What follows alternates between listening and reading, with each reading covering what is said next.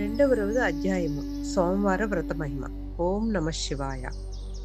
జనక, ఇంతవరకు నీకు కార్తీక మాసమందు ఆచరించవలసిన విధి క్రమము మాత్రమే తెలియచేసితిని. కార్తీక మాసములో సోమవార వ్రతమునకు ప్రత్యేక ప్రాముఖ్యము కలదు. కాన సోమవార వ్రత విధానమును దాని మహిమను గురించి వివరించుతును. సావధానుడివై ఆలకించుము. కార్తీక మాసములో సోమవారము శివునికు అత్యంత ప్రీతికరమైన రోజు. ఆ రోజున స్త్రీ గాని పురుషుడు గాని ఏ జాతి వారైనా గాని రోజంతయు ఉపవాసముండి నదీ స్నానము చేసి తమ శక్తి కొలది దాన ధర్మములు చేసి నిష్ఠతో శివదేవునకు బిల్వపత్రాలతో అభిషేకము చేసి సాయంత్రము నక్షత్ర దర్శనము చేసిన తరువాత భుజించవలేను. ఈ విధముగా నిష్ఠతో నుండి ఆ రాత్రి అంతయు జాగరణ చేసి పురాణ పఠనం అన్నదించిన తెల్లవారిన తరువాత నదికి వెళ్లి స్నానమాచరించి తిలాదానము చేసి తమ శక్తి కొలది పేదలకు అన్నదానము చేయవలేను. అటుల చేయలేని వారులు కనీసము 3 బ్రాహ్మణులకైనను తృప్తిగా భోజనము పెట్టి తాము భుజించవలేను. ఉండగలిగిన వారు సోమవారం నాడు 2 పూటలా భోజనము గాని ఏ విధమైన పలాహారములు గాని తీసుకొనకుండా ఉండుట చాలా మంచిది.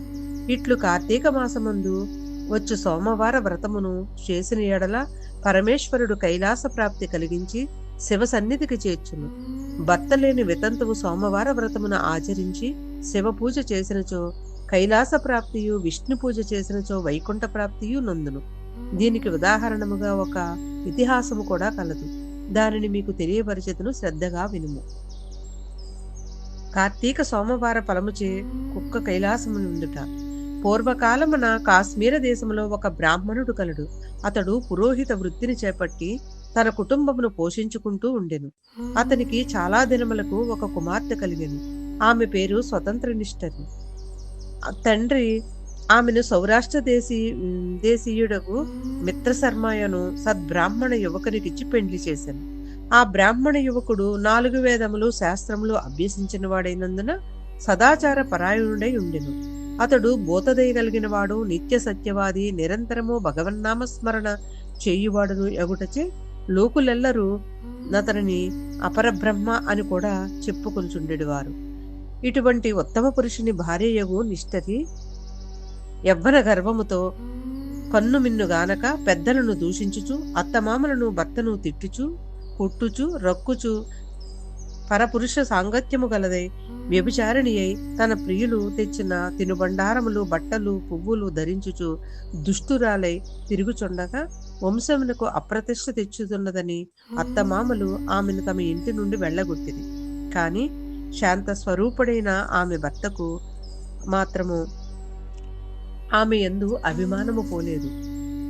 ఆమె ఎంతటి నీచ కార్యములు చేసినను సహించి పొమ్మనక విడువక ఆమెతోడనే కాపురము చేయుచుండెను.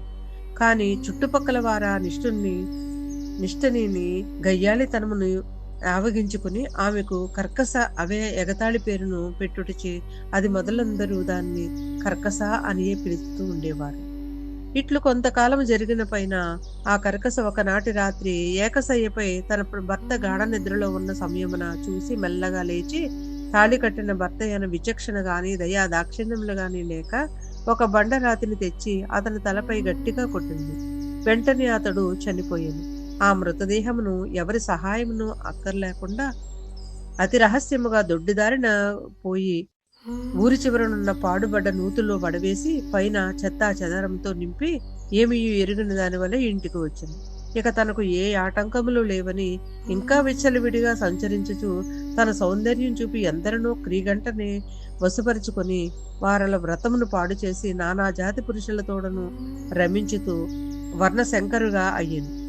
అంతియే కాక పడుచు కన్యలను భర్తలతో కాపురము చేయుచున్న పడుచులను తన మాటలతో చేరతీసి వారికి కూడా దుర్బుద్ధులు నేర్పి పాడు చేసి విటులకు తార్చి ధనార్జన కూడా చేయసాగింది. జనకరాజా, యవ్వన బింకము ఎంత కాలముండదు కదా. కాలమొక్క రీతిగా నడవదు. క్రమక్రమముగా ఆమెలోని యవ్వనము నశించింది. శరీరమందు మేహ వ్రణములో బయలుదేరినవి. ఆ వ్రణముల నుండి చీము, రక్తము కారుట, రసికారుట ప్రారంభమయ్యను. దానికి తోడు శరీరమంతా కుష్టి వ్యాధి బయలుదేరి దుర్గంధము వెడలుచున్నది. దినదినము శరీర పటుత్వము కృషించుచు కురూపి అయి భయంకర రోగముతో బాధపడుచున్నది. ఆమె యవ్వనములో నుండగా ఎన్నో విధాల తృప్తి కలిగించిన విటులియే ఒక్కరు కూడా ఇప్పుడు ఆమెను తొంగి చూడనైనా చూడడం లేదు. ఆ పరిసర ప్రాంతానికి వెళ్లిన ఎడల తమను ఎట్లైనను పలకరించునని ఆ వీధి మొగమైనను చూడకుండేది. కర్కస ఇటుల నరక బాధలను అనుభవించుచు పురుగులు పడి కొంతకాలమునకు చనిపోయినది. బ్రతికినన్నాళ్ళు ఒక్కనాడైనా పురాణ శ్రవణమైనను చేయని పాపిష్టురాలు కదా.